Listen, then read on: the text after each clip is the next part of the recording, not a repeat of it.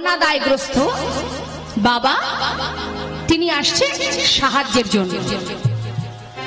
তা সেই কন্যাদায়গ্রস্ত ব্রাহ্মণ যখন সাহায্যের জন্য বারবার হাত বাড়াচ্ছে, ওই দাড়ি কি করছে, তাকে বারবার ঠেলে সরিয়ে দিচ্ছে। আর যখন সরিয়ে দিচ্ছে তখন ওই ছোট্ট ছেলেটি লালা, 12 বছর তার বয়স, সে জিজ্ঞাসা করছে, এই যে দাড়ি, তুমি বারবার ওই ব্রাহ্মণকে বাহির করে দিচ্ছ কেন? কি জন্য, কি হয়েছে? তখন বলছে, বাবু উনি এসেছেন কন্যাদায়গ্রস্ত সাহায্যের জন্য। ভালো কথা, তুমি বের করে দিচ্ছ কেন? বাবু ওনাকে তো সাহায্য দেওয়া যাবে না, বড় বাবুর আদেশ। আচ্ছা, বাবা বলেছে? শোনো, তুমি ভিতরে যাও, বাবাকে গিয়ে বলো ওকে যেন 1000 টাকা দান করে দেয়, এটা আমার আদেশ। এখন দাঁড়ি ভিতরে গিয়ে বলছে, বড় বাবু, ছোট বাবু বলেছে বাইরে এক কন্যাদায়গ্রস্ত ব্রাহ্মণ এসছে, তাকে 1000 টাকা দান করতে হবে। সঙ্গে সঙ্গে মনে মনে চিন্তা করছে জমিদার, যে এত বড় সাহস আমার সন্তান, এখনো সে জমিদারি পদে পদার্পণ করেনি, এখনই যদি তার এই আদেশ হয় আমি তো সেটা মেনে নেব না।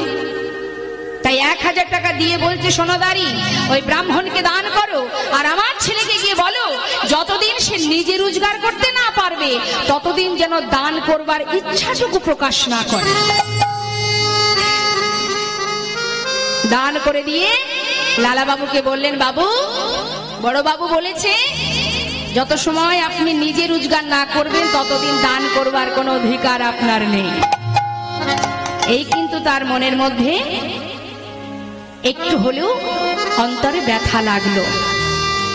ভাবতে লাগলো ছোট্ট বালক, যে যার এত বিষয় সম্পদ, যে কিনা জমিদার, তার মনের পরিচয় এত ছোট,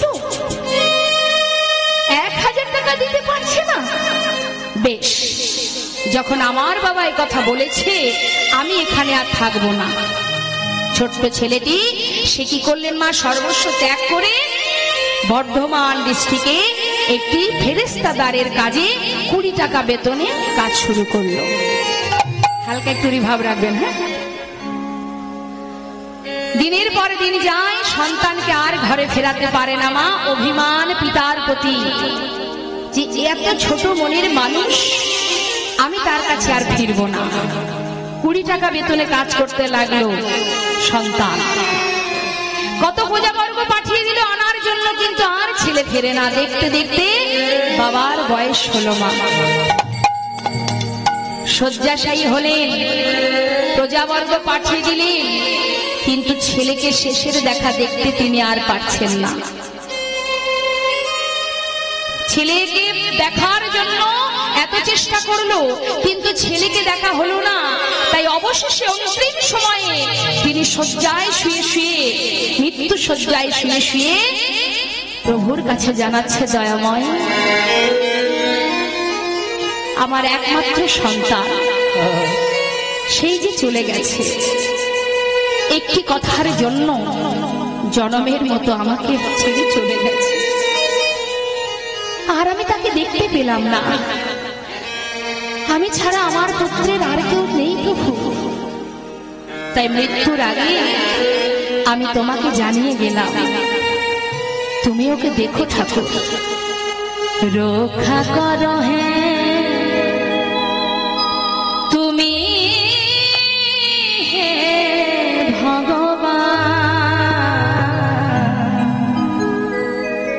এ জগতে সবই কিছু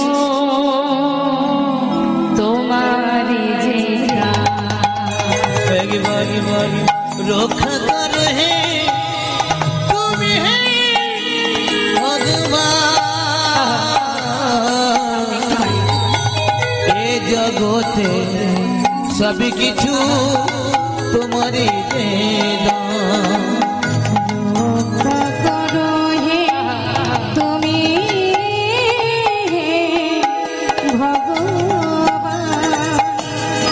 জগতে সবই কিছু তোমারই তুমি আছো হরি এ বিশ্ব চরাচরে, তুমি আছো হরি এই বিশ্ব চরাচরে, শেষের দিনে প্রভু ডাকি গো তোমারে। তুমি আছো হরি বিশ্ব চরাচরে,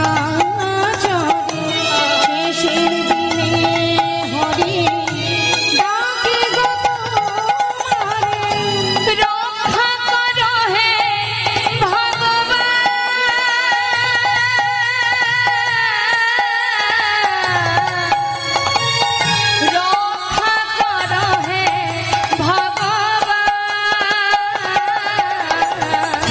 রক্ষা করো হে ভগবান, রক্ষা করো হে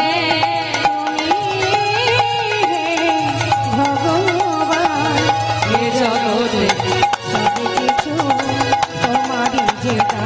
বলো বলো এ জগতে সব কিছু তোমারই দান। মা, প্রভুর চরণে সন্তানকে সঁপে দিয়ে একটু একটু করতে করতে শেষ নিঃশ্বাস ত্যাগ হয়ে গেল।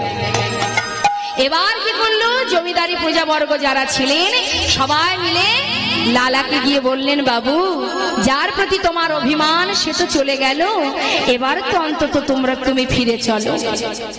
তাই তখন লালা ফিরে এলেন। মা ফিরে আসবার পর হিসাব নিকাশ সবকিছু তাকে বুঝিয়ে দিল। বেশ জমিদারি করতে লাগলেন বাবু। লালা বাবু জমিদারি রক্ষা করতে করতে তার উপযুক্ত বিবাহের বয়স হলো। বিলম্ব না করে তার বিবাহ হলো। নিতাই গৌর হরি বল।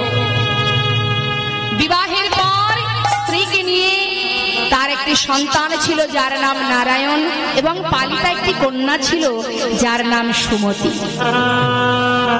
সুন্দর সংসারে জীবন যাপন করছে, কিন্তু জীবন যাপন করতে করতে হঠাৎ তার মনের মধ্যে বৈরাগ্য এলো।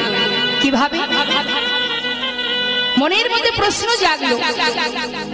একটার পর একটা মানুষের কাছে এমন এমন কথা সে শুনল যেখান থেকে তার ত্যাগ সৃষ্টি হলো। এই যে আমরা সাধু সঙ্গ করছি মা, শাস্ত্রে বললেন সাধু সঙ্গ সর্বশাস্ত্রে কয়, লব মাত্র সাধু সঙ্গে সর্বসিদ্ধি হয়। বলা কি যায় যে এই হরিবাসরে সাধুর বাজারে না জানি কোন শুদ্ধ বৈষ্ণবের অঙ্গ পরশ পেয়ে যায়। যদি একবার অঙ্গ পরশ পাই, শত পাপ শত তাপ শত জ্বালা হাজারো যন্ত্রণা থাকুক না কেন, কিঞ্চিত পরশে তুমি আর সমস্ত পাপ থেকে তুমি মুক্তি পাবে। নিতাই গৌর হরি বল। আজ লালা বাবু সংসার করতে করতে একদিন ঠিক সেই কাচারি বারান্দায় বসে আছে। মা দেখুন কোথা থেকে তার ত্যাগ তৈরি হল। এমন সময় দ্বারে এসেছে এক ভিখারি, এসে বলছে, বাবু ভিক্ষা দেবে? সঙ্গে সঙ্গে লালা বাবু নিচে নেমে এলেন। এসে দ্বারে দাঁড়িয়ে বলছে, তুমি ভিক্ষা নেবে? আচ্ছা ও ভিখারি, তুমি ভিক্ষা করো কেন? জিজ্ঞাসা করছে মা। তখন সেই ভক্ত বলে উঠলেন, বাবু আমি ভিক্ষা করি কেন শুনবে? তাহলে শোনো। বাবু গো বাবু গো,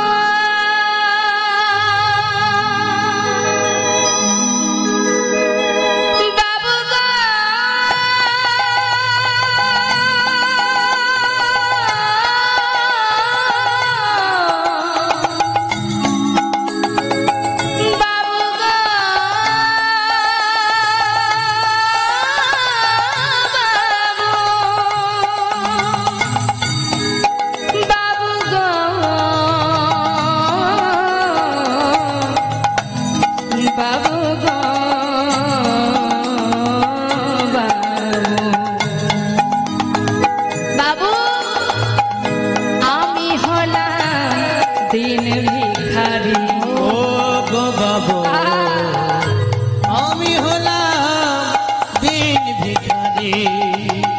কেন দিন ভিখারি কেন?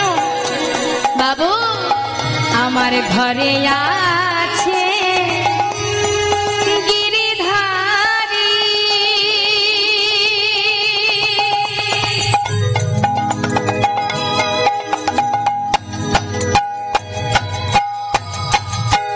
বাবু আমার ঘরে আছে গিরিধারী,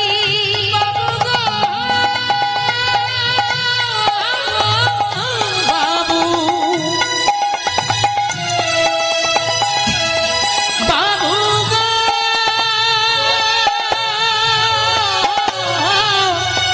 বাবু আমার ঘরে আছে গিরিধারী, দাঁড়ে দাঁড়ে ভিক্ষা করি আহা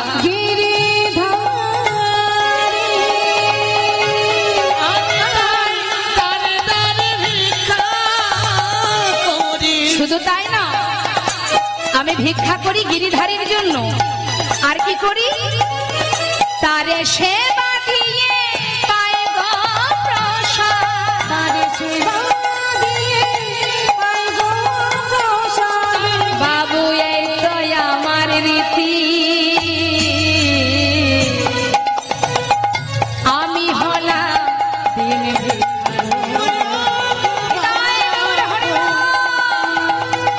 আমি হলাম দিন ভিখারি, বাবু আমি হলাম দিন ভিখারি, ও গো বাবু আমি হলাম দিন ভিখারি। ওমা জানিতা, তাহলে ভিখারি ভিক্ষা করছে কেন? গিরিধারীর সেবা দেবে বলে, তাই না? আজ বলছি আমি দাঁড়ে দাঁড়ে ভিক্ষা করি আর তারে সেবা দিয়ে পাই গো প্রসাদ, এটাই আমার রীতি। সঙ্গে সঙ্গে কি করেছে মা, লালা বাবু একটা থালাই করে অনেক টাকা দিয়ে ভিখারির কাছে এসেছে। এই যে ও ভিখারি, এই নাও এগুলো ধরো। বলছি বাবু এত টাকা দিয়ে কি করব? কেন? আমার মতো ধনী হবে? বাবু এই টাকা দিয়ে আমি ধনী হব? হ্যাঁ, তুমি আমার মতো ধনী হয়ে যাবে, যাও নিয়ে যাও। থালাটা মাথায় করে নিয়ে যাচ্ছে মা, কিছুটা পথ গেছে আর লালা বাবু কিন্তু দূর থেকে যত দূর দেখা যায় ভিখারিকে দেখছে, আর মাথায় করে নিয়ে কিছু পথে যাবার পর হঠাৎ তার কি মনে হলো, থালাটা নিয়ে ছুঁড়ে ফেলে দিল। যেই ফেলে দিয়েছে চিৎকার করে উঠলেন জমিদার লালা, ভিখারি এটা তুমি কি করলে? করজোড়ে বলছে বাবু অপরাধ নেবেন না বাবু, কি হয়েছে আমি বলি। আমি যখন মাথায় করে নিয়ে যাচ্ছি ধনী হব বলে মনের আনন্দে যাচ্ছি, হঠাৎ যেন কে আমাকে বলল, ভিখারি তুই এই টাকাগুলো নিয়ে ধনী হতে চাস? তুই ধনী হবি? নিস না, ফেলে দে, ফেলে দে রে, এর মধ্যে ডুবে যাস না, ফেলে দে। শুধু তাই নয় জানো, আমাকে আরো কি বললো, আয় ভিখারি আয় রে ফিরে, ভুলে যাস না মোহ ভরে, ভিখারি আয় রে ফিরে, ভুলে যাস না মোহ ভরে, গোবিন্দ সেবা বেলা বয়ে যা, গোবিন্দ সেবার বেলা বয়ে যা, গোবিন্দ সেবার বেলা বয়ে যা। ওরে ভিখারি বিদুরের খুদ যেমন তোর ভিক্ষার অন্ন তেমন, বিদুরের খুদ যেমন তোর ভিক্ষার অন্ন তেমন, বিদুরের খুদ যেমন তোর ভিক্ষার অন্ন তেমন, সেবা দিতে ভুল করিস নে আমার, ভুল করিস নে আমার, সেবা দিতে ভুল করিস নে আমার। আই ভিখারি আই রে ফিরে, আই ভিখারি আই রে ফিরে, আই ভিখারি আই রে ফিরে, আই ভিখারি আই রে ফিরে, ভুলে যাস না মোহ ভরে, আই ভিখারি আই রে ফিরে, ভুলে যাস না মোহ ভরে, আই ভিখারি আই রে ফিরে, সেবা দিতে ভুল করিস নে আমার, ভুল করিস নে আমার। এখানে কিন্তু খুব সুন্দর শিক্ষামূলক কথা আছে মা। বলছে বিদুরের খুদ যেমন তোর ভিক্ষার অন্ন তেমন।